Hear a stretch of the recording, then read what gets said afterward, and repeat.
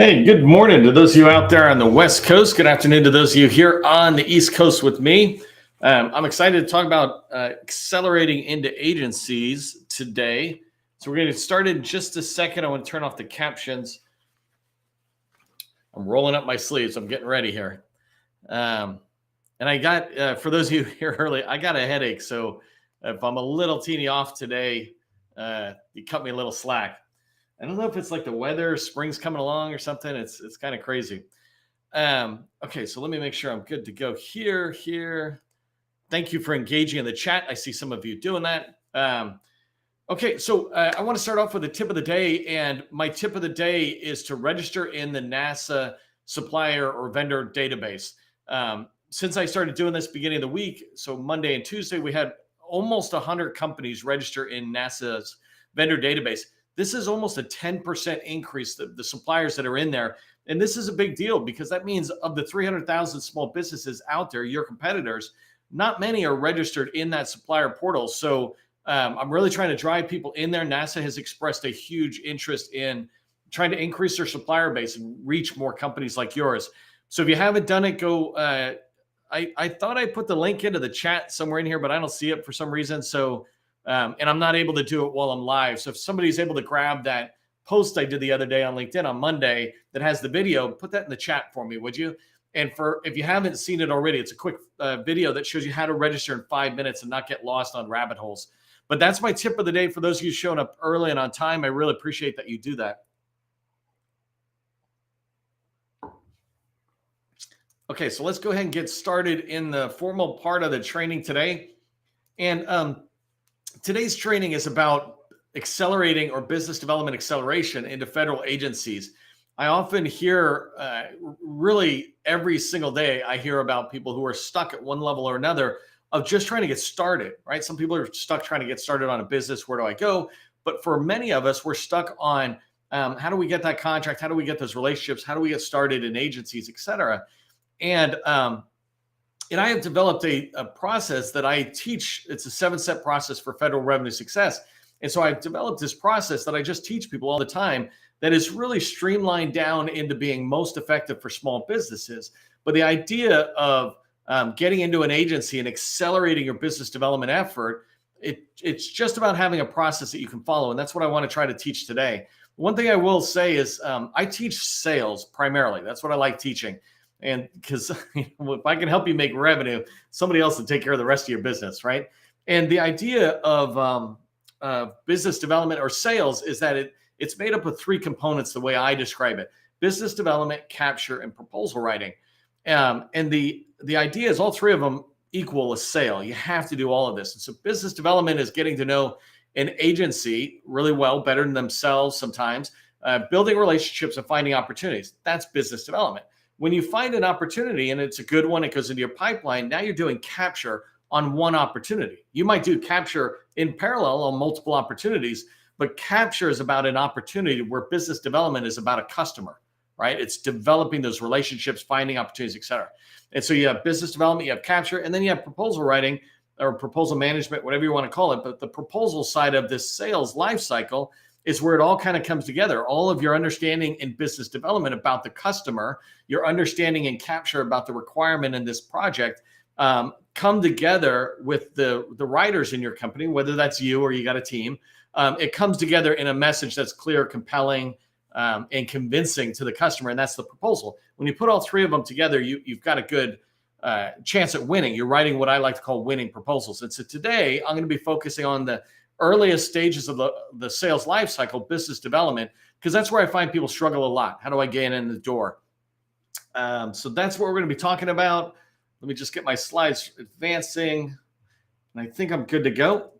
So today we're going to be talking about accelerating that business development activity. Here's the 7-step process, by the way. If you haven't seen it before, I have it as a handout. You can see it in our newsletter where I have this, where you can download it. Plus, it's got explanations on the 7 steps. But really quickly, the 7-step process begins with research. That's understanding an agency. It's reading their documents.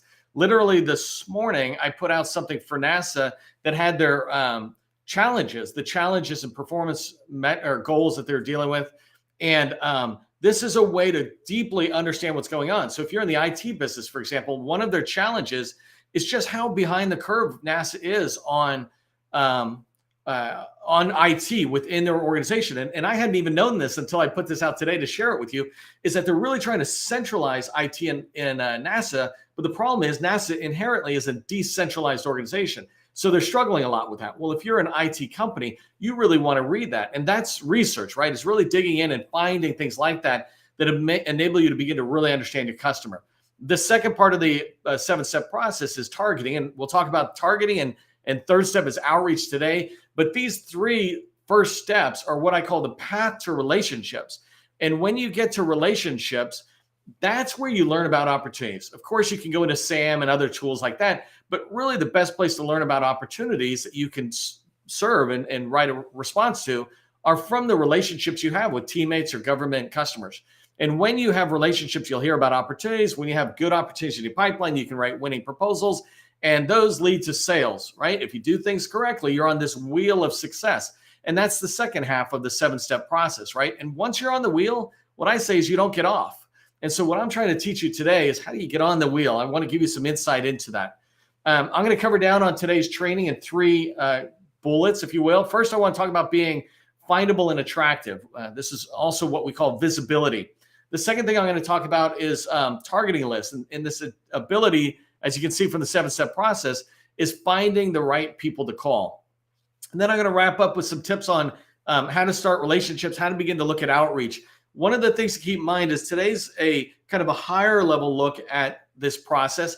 I have done over 400 trainings in the last 2 years alone, and many, many, many of them are on the 7-step process with each one of these things I'm teaching you broken way down. For example, I've done a whole training just on how to get that first call in outreach. So we'll dive into these 3 things today. If you don't know me, my name is Neil McDonald. I'm the president of the GovCon Chamber of Commerce, and I want to welcome you to my federal sales training, where I provide tips for success in the federal market. And I apologize, my pause is because my brain is just hurting a little bit. I'm a little tired, but I'm going to get my act together and drink some water here. I spent 20 years as a small business owner in the federal market. And since 2018, I've been teaching people like you that government contracting is not a secret, it's just a process. When you follow a process A to Z, you're going to have repeatable, predictable results. And that's what I want for you. That's kind of the idea of today's training is how can I give you some tips that will lead to repeatable, predictable results of your outreach activities, building relationships, leading to relationships. If you haven't done so already, sign up for our Government Contracting Success newsletter. It's the largest one in the government contracting space on LinkedIn. It is constantly growing because we only put quality information out there. Like today, the newsletter issue that'll be dropping today is related to selling into NASA. NASA's my theme for this week, but I provide all sorts of good information. Also, I shared in the comments, if you haven't seen it yet, supplier portal list. And this is where buyers look for sellers like you. And so we put that issue into the newsletter. So that kind of stuff is in our newsletter. I definitely would love for you to be in there. The last thing I just want to say on this slide is make sure you register for our training. When you do, it's a thank you to me and to my team, and I really appreciate that.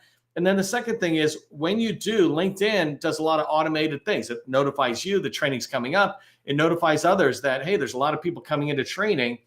You might want to come in as well. For those of you who did register for training, thank you very much.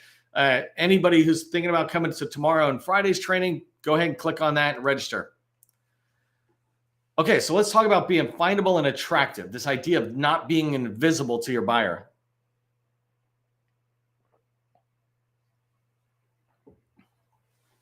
Back in 2018, when I started the GovCon Chamber, my focus was on hub zones that first year because hub zones were having such poor performance to the goal the federal government sets, where they say, hey, we want to do 3% to hub zone firms. And hub zone firms are kind of complaining there's not enough set-asides. And I had just started a hub zone right before I started the chamber, and I closed that down so I could just focus on the GovCon Chamber. Anyways, one of the lessons I learned right in the beginning was that most of these hub zone firms were invisible to the buyer. And so even if the buyer wanted to buy from them, they couldn't find them because the way the government buys is through DSBS, for example, as their primary market research tool. And if you're invisible in there, how can they possibly find you? And so I really came up with this, not came up with, but really focused down on this idea that people keep trying to look for secrets and hacks and magic beans that'll grow up to the heavens, right? We keep looking for these fancy things. But the reality is, we just need to be visible to the buyer. We just need to do the very basics. I don't know if you can see this book because I'm in a small window at the bottom of your screen, but this book is called Coach Wooden's Greatest Secrets. And this guy was a really famous basketball coach. And I don't want to get too far into it, but he came in to coach a team that wasn't doing well and wasn't leading well. And one of the things that he became known for is at the beginning of a new season, even if he had won a championship the previous season, the first thing he said was, let's all sit down and talk about how to put our socks on. Basketball players depend highly on their feet performing well for them, right? And not hurting them and distracting them from their job of trying to win the game. And so what he was trying to get to this point at is that there's a right way and a wrong way to put your socks on. There's a right way and a wrong way to tie your shoes that will enable you to perform the best when you're out there. Then we can get to fancy three-point shots, etc. But first, let's talk about how to put your socks on the right way. And this is why I try to encourage you to do that same thing, is to think about what's your socks. And I would submit that being visible to the buyer where they're looking is your version of putting your socks on the right way. So I talk about DSBS, etc. But think about this third bullet, knowing how federal buyers look for you. If you haven't taken the time, listen to me now. And then also go find the very buyers you're trying to talk to and say, hey, how do you look for companies like me, right? They're going to say the same thing I say, but it's really good for you to hear it from them. So basically the way buyers look for you is they go out and do a Google search, the same as you would. If you go to Google and you're looking for somebody to come mow the lawn, or you're looking for new mattresses or whatever it is, right? You go to Google and you type in a couple of keywords and you're off to the races. Well, federal buyers are kind of that same way. And their Google is the dynamic small business search tool. This is the extension of sam.gov and your registration in there. So these profiles make up your SBA small business profile. So many of us small businesses are virtually invisible in there because we don't take the time to go in and fill out the fields that are indexed so that when somebody is searching, you're able to be found. And so this first step that I put here about being findable and attractive, findable is just if somebody searches for a keyword that you want to be found for, that you get found. So an example is I have a customer that does additive manufacturing, Capital Group, and they do additive manufacturing, 3D printing, part replacements. Think of it that way.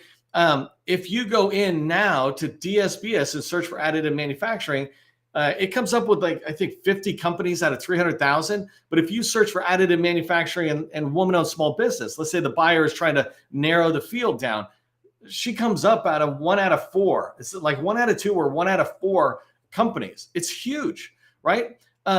Flip this a little bit to what I said as today's tip is make sure you're registering in NASA vendor database. I have another customer that does American Sign Language. If you go into NASA's database and you type in ASL or American Sign Language, she is the only company that comes back up. And because she's an 8A, she might just get invited directly in, and the government buyer won't even try to look for anybody else because they can go to 8As pretty easily, right?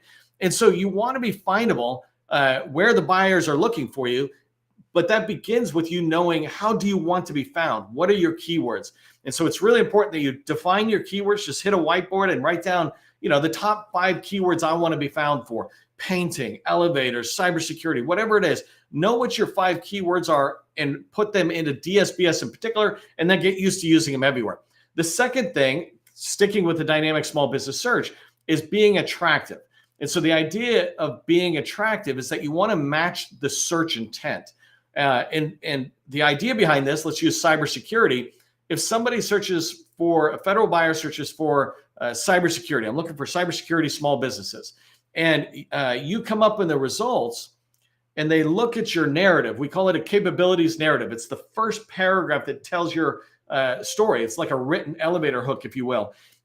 If they look at that, and they see that it says, cybersecurity is in there, but it's like, oh, we do software development and information technology transfer or modernization. We do artificial intelligence. If they just start seeing that you do all this IT work and cybersecurity is just one of them, That's different than if I looked at another company like Steel Toed, who I know is in our group as well in this community. Steel Toed, if you look at their profile, it says all cyber, red team, blue teams, risk management framework, ATOs, all these things that relate to cyber. And when a buyer looks at their narrative, they're like, good, they're a cybersecurity company, or they certainly look that way.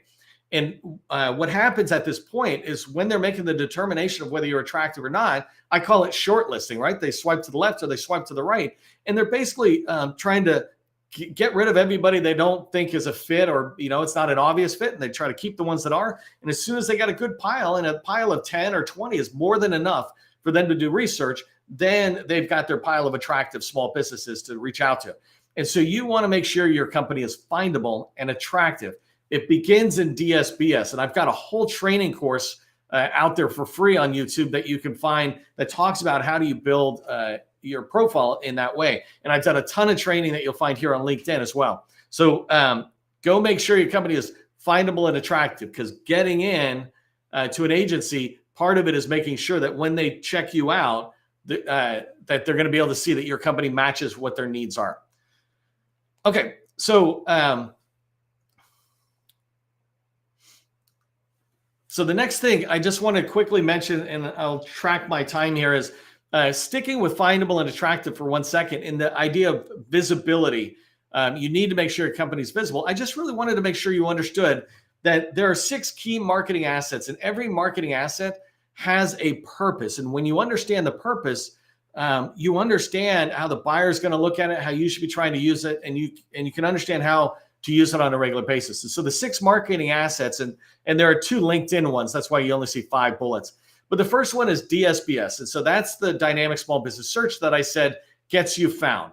A federal buyer comes in and looks at a pool of 300,000 plus small businesses, and they're trying to whittle that down. And so DSBS gets you found by the buyer. Make sure you're findable in there, right? The second one is your capability statement. This is the second most important marketing asset in the federal market. And so the capability statement, it's a 1-pager. I have all sorts of training on how to build it, but that is its purpose is just to get you a meeting. Too many of us confuse it and think its job is to teach or inform or educate. It is not. It's just to get a meeting. So when I talk about one of these companies out there like Graham Inc., who does American Sign Language, when somebody looks at their capability statement, as fast as possible, Graham wants them to say yes, no, or maybe it's Sally, right? And the idea is you're trying to get people to say no to you just as fast as you say yes. And all I want them to say is, yes, tell me more, right? I don't want them to learn a ton on there. So capability statements, job is to get you a meeting. Capability briefing deck, these are the slides. So you think about a PowerPoint slide, I usually encourage it to be like 5 or 6 slides at the most, and then extra slides or case studies. In that deck, the whole purpose of it is to just get a conversation started so that you can get into the dialogue, right? When you meet with a customer is when you actually share the deck. And if you have an hour meeting or even a 30-minute meeting, you only spend 5 minutes on the deck and you go through. And what you're trying to do is to get that buyer interested in your company and to look and say, no, oh, tell me more about that, right? And then once you've got them saying that, now you're in a discussion, a dynamic meeting instead of just a presentation. What I'm doing is a presentation. What you want to be doing is a conversation with your buyers.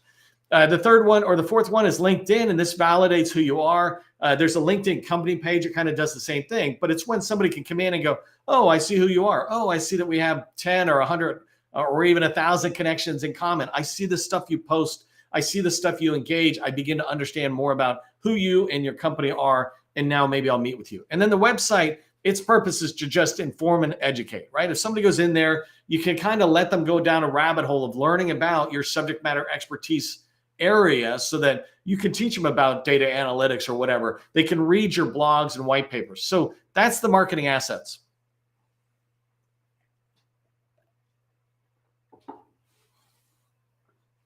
So the next thing I want you to pay attention to as you're thinking about the path to relationships is targeting. And the idea of targeting is to find the right people to call, right? That's basically it. You need to call people. And so before you start calling people, build a list of people you're going to call. And it begins with choosing one agency. If you're going to do business development, do not do business development in 2 agencies. If you're a boss of salespeople in your company, do not give them 2 agencies. If you do, you won't have any of the success that comes from one agency. I have a customer who's doing this right now. They were looking at multiple agencies, and we really got it down to one. But even when they were in one, we saw them kind of floating over to a couple others. But once we started demonstrating through the outreach activity that they had meetings, they were able to piggyback off of one meeting to the next. It's like, oh, Martha knows David, and David and Martha have talked to Sally, and our BD person, our customer, is able to learn more and more about this agency. Now they're at the stage of like, no, I'm only focused on this agency. And they're getting in and meeting more and more people, because all those people kind of can share more information. You get more, you learn more about the agency. You begin to learn more about opportunities. You begin to learn more about pains and challenges and objectives, et cetera. And that only happens when you stay in one agency. If you happen to want to do 2 agencies, do them in separate months. Don't do it in the same month. Okay, the second thing is choose your core competency. You should know this already, but I just want to clarify before you start even looking out to build contacts, you need to know what you're selling. Too many of us are selling many things, but if you narrow what you sell down to, like, let's say AWS, Amazon Web Services, software development, when you do that, then your targeting activity here of gathering leads is really going to be focused on people in the software development side of the house, on the government agency, in the cloud side, et cetera, but you're not going to get sliding over into cyber, let's say. And so it really helps to clarify your core competency, and it helps you identify the next thing, which is building a list of 200 people. You want to build a list of government points of contact at that one agency, large winners and small winners. If you're brand new to government contracting, you haven't done, let's say, $1 million or $2 million, don't even bother with the largest. Really, I like to start with the smalls, and then smalls and government agency people, then smalls, government, and then largest, right? In that order. And you can watch my training on the 3 revenue streams and why larges, although they're great, they require more from you than even the agencies require. So you want to build a list of at least 200 people. 200 people, you reaching out to them on a consistent basis, doing your outreach activities, will lead you to the relationships in the meeting you want. So that's the number you want to be picking. If you do it and do it in a spreadsheet, don't do it in CRM. The problem with CRM is you spend all your time putting it into CRM only to find out 100 people are the wrong fit. They're not going to talk to you. They don't answer the phone, whatever. The only people who go into my CRMs are the ones I talk to, and I'm like, okay, that's worthwhile going into my official tool. Otherwise, I just do it in a spreadsheet. I save so much time. So here's where I look for these people. Actually, I have somebody who might be in today's training who one of her first questions when we started doing the workshop that we do a business development accelerator workshop. And one of her first question or last questions when we did our kickoff meeting was, look, the thing I struggle with the most is, how do I find these 200 people? Let me go back. Sorry. How do I find these 200 people? And so for me, I've been doing this a long time, and I can literally build a 200 person list in 1 hour, but you don't have to. You can take a whole week and take your time and build it. But I want to really give you assurance that these people are all out there. I've literally stumbled across through research, and when I'm pushing into an agency, like 100 contracting officers. That's like one group of people who come over, and they're all kind of related. So one of the places I go, first place is I go to the agency website, or if I'm looking at a company, I go to the large company websites. If I go to those 2, I get some good starts. Agencies, I'm looking for their org chart. Org charts often have all sorts of people. Maybe that doesn't have their name and number. There's some agencies that are just beautiful. They got whole directories, like NIH, for example. I can go into NIH, and as long as I can find somebody's name, they have a directory where I can get the email and phone number. So that helps me do that. FPDS is one of my favorite places to go for contracting officers. I'll go in, and I just did training earlier this week, but I'll go in and look at FPDS and say, hey, show me American Sign Language contracts that were awarded in the last 2-3 years. And it will come up with a couple hundred of them. And then I just go into each one of those, and inside of each item within FPDS, when it comes up in the top right-hand corner, is the contracting officer or contract specialist there. And these people are awesome. Usually it's an email that's there, and then I just go find their name and I find their phone number. But FPDS is great. By the way, all of these I've done individual trainings on. So you can go look at my repository of training here on LinkedIn. There's over 400 of them, and many, many of them are about how do I find people. I'm going pretty fast here. I go into SAM. Almost every single entry in SAM at the bottom of the notice are generally 2 people you can find. And so I find people there. I go into dynamic small business search to find small business owners. So if I go into an agency like the Army and I go over to FPDS and I say, show me winners, or USA Spending, show me winners in the Army under doing software development or something, it'll give me a list of, several hundred companies. And then I can take those companies' UEIs, the cage code, right, and go back to the dynamic small business search, DSBS, and just put them in one at a time, and I'm able to find it. The reason we're so good at what we do is because we got the patience to go in one at a time and get 100 names. I'd love to automate it, right? But for now, manual is perfect too. And the last place is LinkedIn. Just go check out LinkedIn. You can find a lot of people there. Okay, so I'm running out of time. I just want to make sure I share some of these last tips on outreach, right, and how you start new relationships. So you've made sure your company is visible, and you've done some of that initial research that has led to building a targeted list. You got 100 or 200 people to call. What you want to be doing is picking up the phone and calling. Some people email, right? Whatever you do, do not spam. Do it one person at a time. And I like doing a phone call first because you usually leave a voicemail, then an email after that. But what you're doing is reaching out, just trying to schedule an intro call. Do not send an email with so much information to inform them. Do not send your capability statement. Just reach out and say, hey, John, we've done work over here. We're interested in learning more about your agency. Can I get 10, 15 minutes of your time? That's all you need. I know I put 15 or 30, but I've actually shrunk that time down to just 10 to 15 minutes, right? This is your first meeting, your first impression. You're just trying to find out in 5 to 15 minutes, is there a fit for them with you? And is there a fit for you with them? When you find that out, it's important. And you're trying to have successful meetings when you do this. And the idea of a successful meeting is that it moves the sale forward compared to a great one. By the way, if you reach out to agency folks as an example, and they tell you, go register in SAM, go do this basic stuff, I've stopped caring. It used to really bother me. I'm like, what the hell are you doing? I got like 10 years of experience as a contractor, and you're telling me to register in SAM. Now I go, SAM, good idea, right? And I just take whatever they tell me, and I say, thanks for the tips. I go away, I come back, and I say, I did what you said. Can I have a second meeting?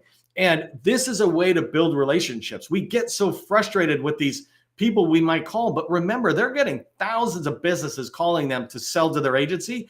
If you could be one of the few who says, thank you for sharing some guidance. I followed the guidance. What other guidance do you have, right? They'll begin to love you. That's the whole idea of know, like, and trust. They will start liking you when you start doing what they say. And I had to go through that transition as well. I just put some suggestions here is that you want to set metrics for yourself. 25 calls per day. That takes less than 1 hour a day. If you get a meeting, then you can forget about the 25 calls. Like if you get somebody on the phone, just celebrate it that day, hang up, don't make any more calls. But if nobody answers, really you're just calling 25 people, leaving a voicemail. That takes less than an hour. And your goal is to get 4 meetings a week. If you do that, you're going to have 200 plus meetings in a year. And when you have 200 plus meetings in a year in the same target agency with government and industry partners, you're going to find opportunities. You're going to build strategic relationships. The key is to be able to do this early, hard work, busy work, you might say, to get to the stage where you're actually have those relationships where things get a lot easier and people start reaching out to you. You don't have to reach out to them as much. Here's what I want you to remember from today's training. What I want you to do really today, if you can get it done, is go into DSBS and just see, are you visible? Just go to dsbs.sba.gov and type in your keyword, cybersecurity, elevator. Do you even come up in the results, right? And then figure out, and you can go watch previous training I do, but figure out how to populate DSBS fully so that you do get found. The second thing is make sure you add your capability statement into DSBS. It's got a place to do that. And then also put it here on LinkedIn so that if people are searching for you and they land on your LinkedIn profile, they're able to go down even more of a rabbit hole and have your capability statement, maybe download it, pass it to colleagues, etc. And the last one is when you've got that going, go create that target list, just the way I described it a minute ago. Plus, you can go back and watch a lot of other training I did that lays this out. So hopefully that made sense. Again, make sure you go look at a lot of previous training I've done. It really lays out how to do what I talked about today in even greater detail. If you're interested in working with us, you can go to our website, govconchamber.com. We've got a course over there that is the BD course that I think you'll like. If you're doing 2 million plus or so and you're interested in doing our BD Accelerator workshop, just reach out to us, or actually go to govconchamber.com. Again, you'll find information about it. For all of us, just remember, government contracting, it is not a secret. It's just a process. I'll see you in the next training.